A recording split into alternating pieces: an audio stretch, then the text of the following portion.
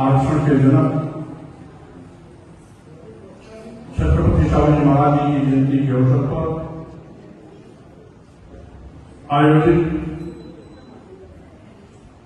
इस कार्यक्रम में हम सबके बीच में उपस्थित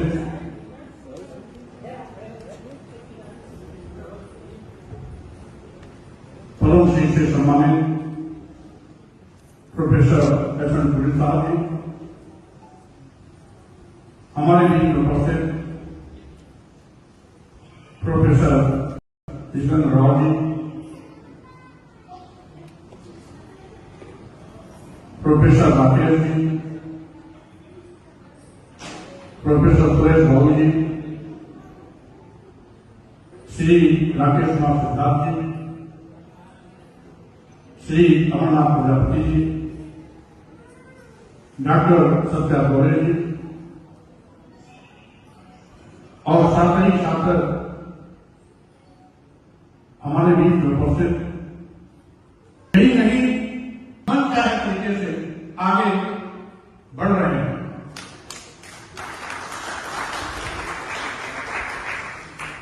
ये आरक्षण कोई भीड़ नहीं, ये आरक्षण हिस्सेदारी प्रतिनिधित्व है, जिसकी शुरुआत छत्रपति शिवाजी महाराज ने की थी। आप जानते हैं इस देश में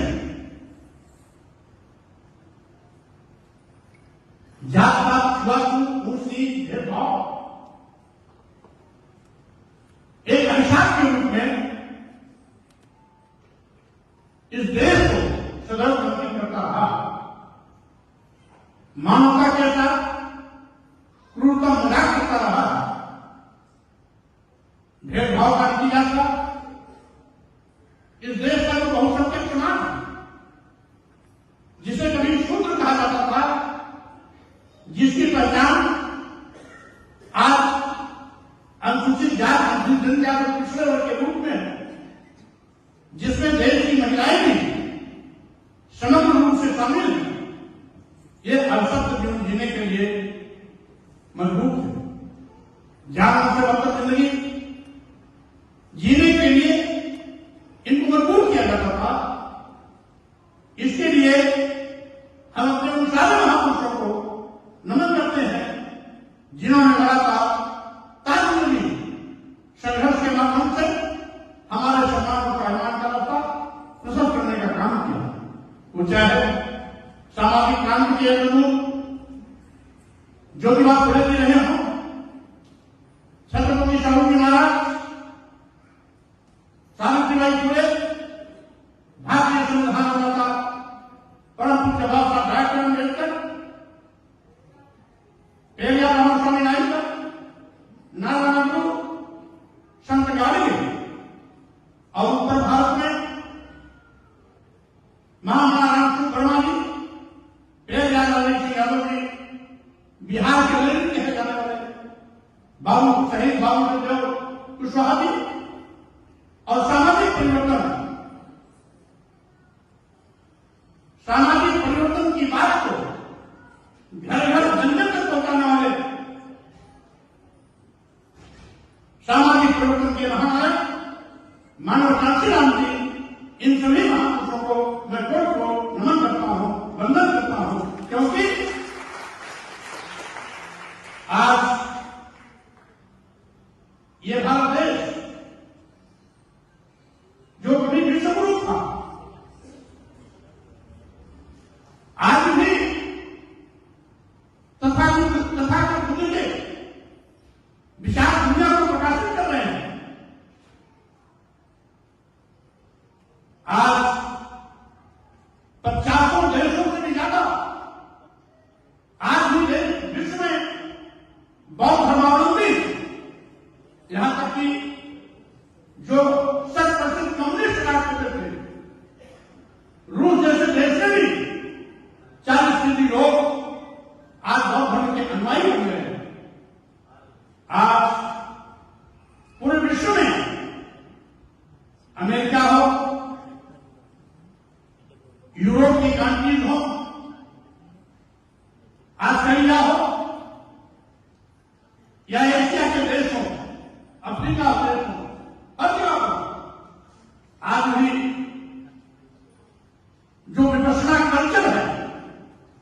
विपश्यना संस्कृति है, ये बौद्धकालीन संस्कृति आज घर घर में अपनी पैर जमा रही है। लेकिन जहां से प्रादेशिक प्रकाशित हुआ उसी भारत भूमि पर जात पात को छुआछूत ऊंच नीच भेदभाव क्षमता रूपी अंधेरा इस देशवासियों को हर क्षेत्र में पीछे धकेलता रहा। यही कारण है आजादी के बाद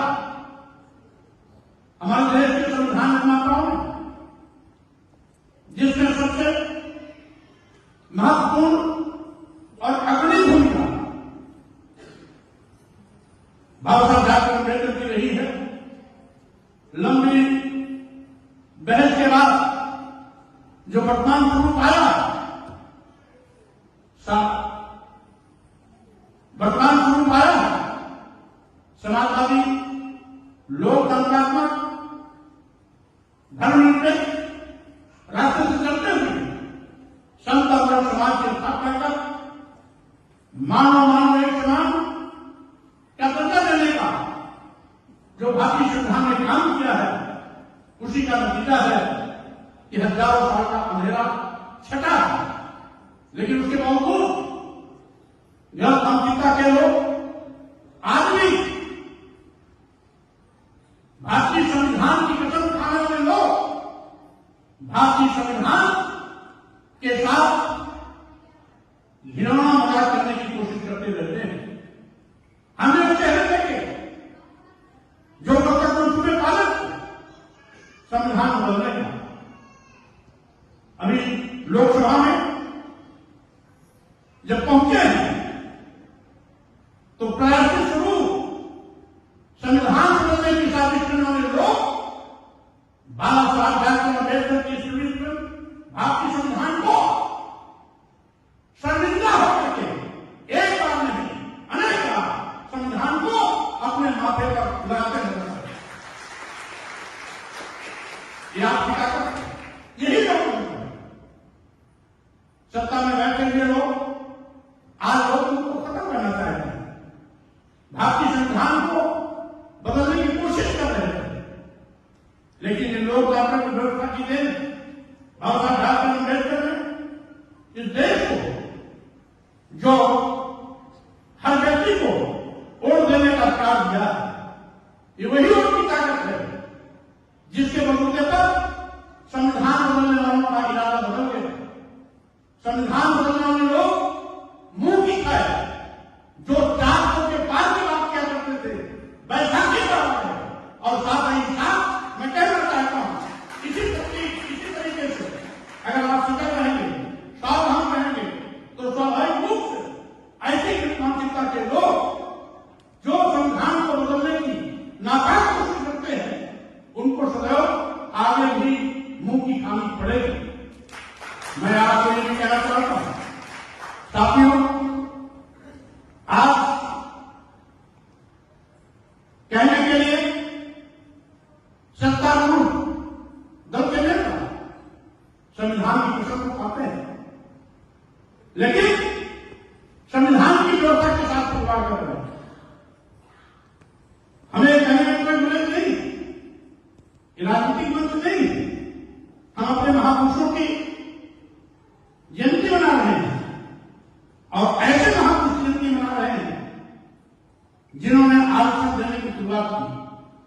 इस दबे दबे पीड़ित समाज को शूद्र कहकर के हजारों साल तक पिछाड़े गए समाज को छत्रपति शिवाजी महाराज ने आरक्षण की देने की शुरुआत की। लेकिन वर्तमान में बैठे हुए लोग आज आरक्षण की धज्जियां उड़ा रहे हैं। भारतीय संविधान के अनुच्छेद 15(4) के तहत अनुसूचित जाति जनजाति को जो आरक्षण का त्याग किया गया है, अनुच्छेद 340 के अंतर्गत जिसके तहत पिछड़ों को 27% का आरक्षण मिला हुआ है, वो सारे के सारे आरक्षण आज खत्म करने की कोशिश की जा रही है। एक नहीं, हमने अनेक विज्ञापन को देखे भी हैं और हमारे पास संचित भी है कि वह अनुसूचित जाति जनजाति को जहां 23% आरक्षण देने की बात आती है वो 3% 4% पर ला करके उसको विराम दे देते हैं। 27% आरक्षण पिछड़ों पर मिलता है, उसमें 4%, 5%, 8%, 9% पर ला करके विराम देते हैं। तमाम ऐसे भी क्या देखते हैं जिसमें अनुसूचित जाति का आरक्षण 0 पर खत्म कर दिया जाता है। किसी में अनुसूचित जनजाति का आरक्षण 0 कर दिया जाता है और किसी विज्ञापन में पिछड़ों का भी आरक्षण 0 कर दिया जाता है। आखिर ऐसा क्यों? जब भारतीय संविधान हिस्सेदारी की बात करती है, भारतीय संविधान प्रतिनिधित्व की बात करती है और उसी प्रतिनिधित्व के नाते ही ये आरक्षण की व्यवस्था की गई है। क्योंकि जानते थे बाबा साहब डॉक्टर अम्बेडकर जानते थे कि सत्ता में बैठे हुए लोगों की नीयत अगर ठीक नहीं होगी तो स्वाभाविक रूप से जिन समाज को हजारों साल से पिछाड़ा गया है आगे भी इनको पिछाड़ा जाएगा, आगे भी इनके साथ अन्याय होगा, आगे भी इनकी हिस्सेदारी पर डकैती डाली जाएगी, आगे भी इनके धन धन शिक्षा सम्मान स्वाभिमान को कुचला जाएगा। इसीलिए साथियों आज आवश्यकता है कि ऐसे वक्त पर जब हम अपने महापुरुषों की जयंती मना रहे हैं वो भी आरक्षण के लिए छत्रपति साहब की माला थी तो स्वाभाविक रूप से आरक्षण जैसे गंभीर मुद्दे पर बात न की जाए तो हम समझते हैं ये अन्याय होगा। सत्ता में बैठे हुए लोगों से मैं पूछना चाहता हूं, आखिर क्या भारतीय संविधान की कसम आप लोगों ने इसीलिए खाया है जिससे कि भारतीय संविधान द्वारा दिया गया आरक्षण को आप खत्म कर सके? मैं पूछना चाहता हूं, आखिर आपकी नीयत ठीक है तो आरक्षण 100% का कार्यान्वयन क्यों नहीं हो रहा है? पिछड़ों की बहाई देने वाले माननीय प्रधानमंत्री से मेरा सवाल है कि लिटरल एंट्री के नाम पर 340 आयोग बने तो उसमें अनुसूचित जाति, अनुसूचित जनजाति और पिछड़े की हिस्सेदारी क्यों नहीं? यही नहीं, आपको बात इसके आगे भी जानी चाहिए।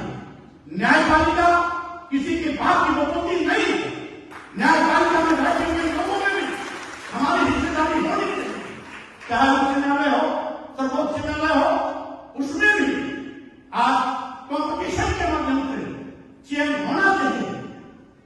10 लोग बैठ गए, अपने नातेदार और परिवार के लोगों को वहां पर चयनित करके हाई कोर्ट का दर्ज बना दिया, सुप्रीम कोर्ट का दर्ज बना दिया तो स्वाभाविक रूप से कृपा कर दर्ज करने वाले लोग आम जनता के साथ न्याय कभी नहीं कर सकते हैं। इसीलिए लड़ाई अब आगे और मजबूती के साथ लड़ने की आवश्यकता आ गई है।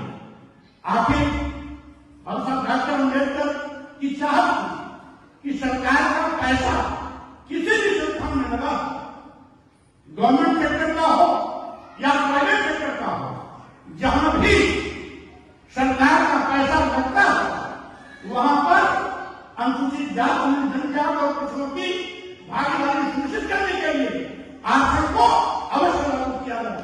केवल सरकारी क्षेत्र में नहीं, केवल सरकारी क्षेत्र में ही नहीं, लेकिन ये सरकार ऐसी सरकार है जो निजी क्षेत्रों में तो जाने दीजिए, सरकारी क्षेत्र में भी आरक्षण को खत्म करने पर आमादा। आज सरकारी क्षेत्रों में भर्तियां क्यों नहीं हो रही? उसके पीछे भी यही कारण है। आउटसोर्सिंग नौकरी क्यों? इसलिए कि अनुसूचित जाति, अनुसूचित जनजाति, पिछड़े वर्ग के लोग जो हजारों साल तक बसाए गए थे, आरक्षण के माध्यम से, हिस्सेदारी के माध्यम से, प्रतिनिधित्व के माध्यम से बड़े पैमाने पर आईएएस बने हैं, आईपीएस बने हैं, डॉक्टर बने हैं, प्रोफेसर बने हैं, इंजीनियर बने हैं, साइंटिस्ट बने हैं, जज बने हैं। तो अगर इसी तरीके से बनते रहेंगे तो आज नहीं तो कल आगे आने वाले दिनों में इनके अधिकारियों की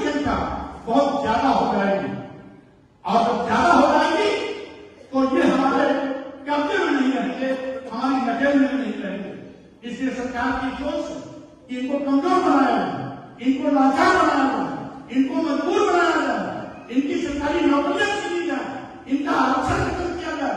और इसीलिए आप ऐसी परिस्थिति पैदा कर रहे हैं कि लोग जब सरकारी नौकरियां नहीं होंगी, उनके आरक्षण नहीं मिलेंगे, सरकारी नौकरियों की भर्ती नहीं होगी, तो आउटसोर्सिंग नौकरी में क्या मिलता है?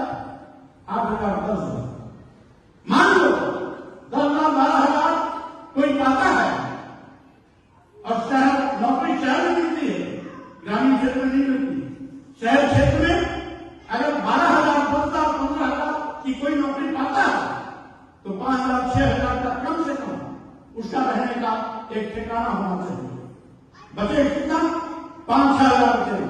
5,000 में वो खाएगा क्या, बचाएगा क्या, बच्चों को पढ़ाएगा क्या, अपने बीवी बच्चों को कपड़ा कहां से लाएगा, अपने माँ बाप की तीमारदारी में इलाज के लिए पैसा कहां से लाएगा?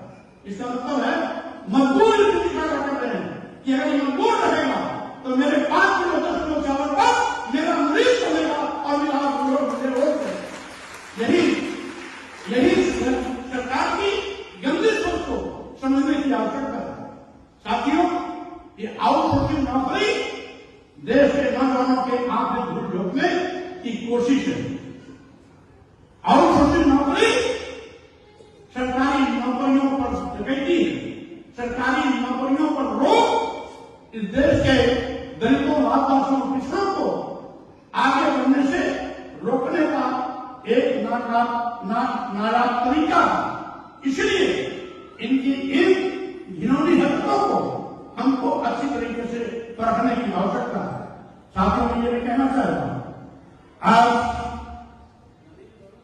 इस सरकार का एक बहुत बड़ा धोखा भी आपको समझने की आवश्यकता है। आज एक इनकी योजना चलती है, विश्वकर्मा श्रम सम्मान योजना।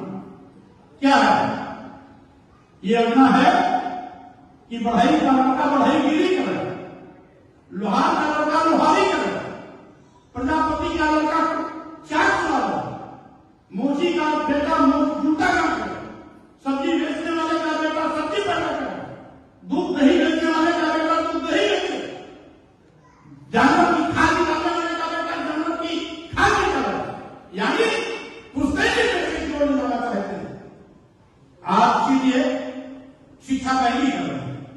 गुरु, कटवालू, सुमारू और मंगरू का बच्चा, उसकी बेटी, उसका बेटा यूनिवर्सिटी में ना पढ़ पाओ, हायर एजुकेशन ना ले पाओ। इसलिए शिक्षा पूरी नहीं कर दीजिए कि बिना रोके, बिना किसी शासन से कमजोर लोगों के बच्चे विश्वविद्यालय में ना पहुंचे, हायर एजुकेशन में ना पहुंचे। आज हालात बद से बदतर होने जा रहे हैं। एक उदाहरण देता हूं, बीएचयू आईआईटी के पोस्ट ग्रेजुएशन में 8 बच्चों का दाखिला हुआ, रिटर्न टेस्ट हुआ, 8 बच्चे चयनित हुए। 5वें नंबर पर एक लड़का प्रजापति था और सभी फारवर्ड थे। 5वें नंबर के पहले वाले 4 बच्चों का, 5वें नंबर के बाद वाले 2 लोगों का एडमिशन हो गया। प्रजापति लड़का था, उसको रिजेक्टेड कर दिया, रिजेक्टेड करके दाखिले से बाहर कर दिया। क्या है? अगर रिटर्न में क्वालिफाई किया, 8 बच्चों का दाखिला होना है, तो 5वें नंबर की मेरिट में 5वें नंबर वाले लड़के प्रजापति का रिजेक्शन क्यों? यानी एक लड़के को भी ये बर्दाश्त नहीं कर सकते। एक भी एसटी नहीं, एक भी एसटी नहीं, एक भी एसटी नहीं, एक मात्र वैश्य था, वो प्रजापति का लड़का, उसको रिजेक्ट कर दिया और बाद में उसका खाली जगह हुआ, उसको भी फारवर्ड से भर दिया। ये भेदभाव में क्या है? ये भेदभाव में आखिर क्या है? आज पीएचडी की जा रही है गोरखपुर विश्वविद्यालय में 117 प्रोफेसर के पद पर नियुक्ति हुई थी। 117 में 11 पद फारवर्ड और 6 पद पर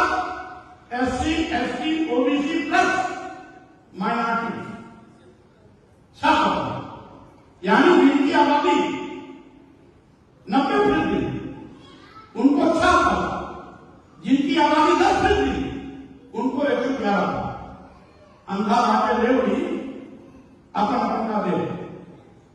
यह है डब्ल्यूएचओ की सरकार के हालात। और साथियों, हम सबको मिलकर के बाबा साहब के मिशन का सिपाही बनना होगा।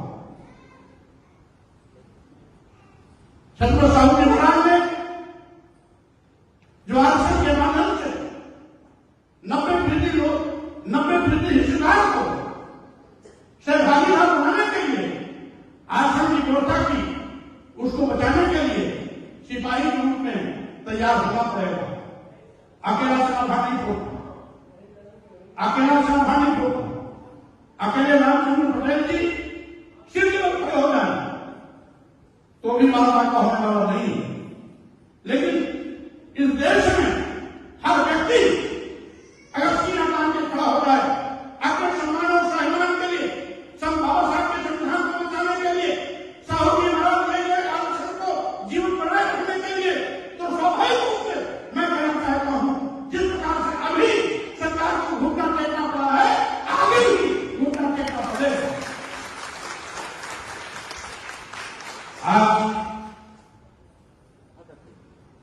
आखिर चाहते क्या? अगर पुश्तैनी काम को लग जाएंगे तो स्वाभाविक रूप से आजादी के पहले जो बदहाली का दौर का सामना हम लोग करना पड़ता था, उसी दौर का सामना पीछे करना पड़ेगा। और आज बाबा साहब अम्बेडकर के भारतीय संविधान करते हुए छत्रपति साहू जी महाराज द्वारा दिए गए आरक्षण व्यवस्था को जीवन बनाए रखने के लिए हमें सजग और सावधान रहने की आवश्यकता है। विश्वकर्मा सम्मान योजना एक धोखा है, पुश्तैनी काम की ओर पीछे धकेलने का सरकार का षड्यंत्र है। सरकारी क्षेत्रों में हमारी हिस्सेदारी होनी चाहिए। सरकारी नौकरियों पर जो कमी है उसे हटना चाहिए। आज नीट जैसी परीक्षा जो देश की प्रतिभाएं जिस परीक्षा में सम्मिलित होती है, उस परीक्षा को भी इन्होंने नंबर की बदलने पर चढ़ा दिया। आज क्या कारण है? जब से डब्ल्यूएचओ की सरकार प्रदेश और देश में आई है, नकल की बात की आ गई है। कोई भी परीक्षा अभी तक तो हुई, वो नकल की भेंट कौन चढ़ी? क्या यह सवाल नहीं होता कि नीट की परीक्षा लेने वाले दारोगा ये लोग कहां से काम करते हैं? क्या गुजरात में इसकी साजिश नहीं बनी? यह